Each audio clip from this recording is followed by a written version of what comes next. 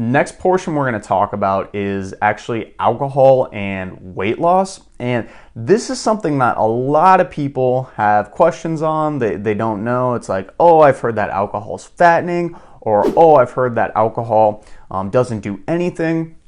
We're going to kind of suss out some of that information right now and talk about some issues from specifically alcohol consumption that could lead to decreased fat loss long term. So something interesting about alcohol. So we talked earlier that in the podcast that alcohol actually has 7 calories per gram of alcohol consumed. Fat has 9 calories per gram of fat consumed. Carbs and proteins have 4 calories per gram of fat consumed. So I just wanted to lay that out to know kind of the energy density of this. But your body, when it's broken down, when alcohol is broken down, actually prefers to use the energy from fat versus alcohol. It's more easily to be tapped in. It's in your bloodstream. It is just digested and is utilized very, very readily. So if you're thinking about trying to lose fat, this is a huge problem, because even if you're in a calorie deficit to some degree, your body is going to like to burn that alcohol off from drinking it versus the actual body fat in your body. Another really huge issue with alcohol is that most alcohol is put with high sugar items. So what do I mean by that? Most alcohol is paired with things that are higher in calories and higher in sugar. The biggest example of this I can give is a margarita. A margarita might just have some tequila in it, which really isn't the most calorie dense. It does have some calories in it and should be kind of accounted for when you are trying to lose and maintain your weight. But on top of that tequila, there is a lot of extra sugar, literally just dumped onto it. So you could get a margarita that might have just tequila and just maybe even some light mixers, and then toss in 600-700 calories, especially with those huge margaritas, of just extra empty sugar. So alcohol itself isn't the most caloric dense.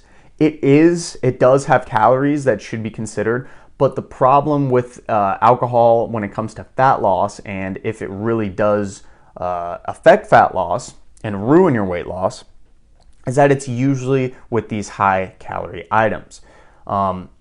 As we discussed earlier in the podcast, also alcohol affects your sleep extremely greatly. And when we're talking about our body being the best fat burner, being able to burn fat to the best of our abilities, we need to have good quality sleep. If you don't have good quality sleep, as we talked earlier in the podcast, this overall ability for your body to burn fat and basically to liberate the fat that you have onto it goes down tremendously, in addition to all the other chronic issues from consuming alcohol long term. So just something to consider. It's going to affect your sleep, and sleep, if you don't have good sleep, it's going to affect your weight loss. So something to consider. In addition to this, something that I actually find very interesting, although your body does prefer to drink alcohol, or to drink alcohol, your body doesn't prefer to drink alcohol. Your body, so let's backtrack here.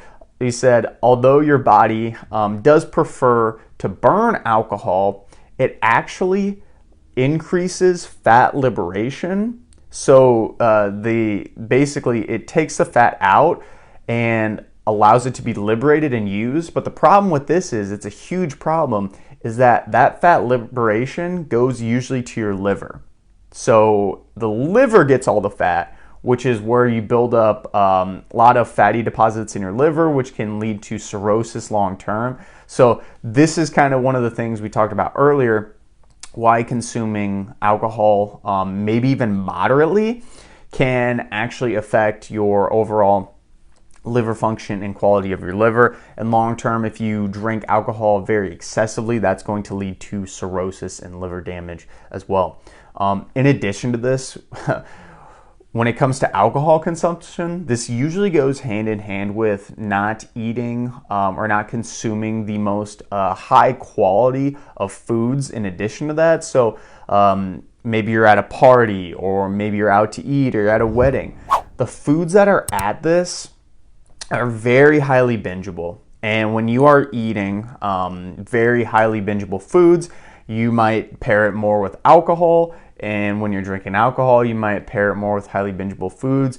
You're already not thinking highly based off your cognition. We talked about earlier, your overall cognition is going to be affected when it comes to drinking alcohol. So you might not be able to process, hey, I don't want to drink this right now because it might not be the best thing for my body.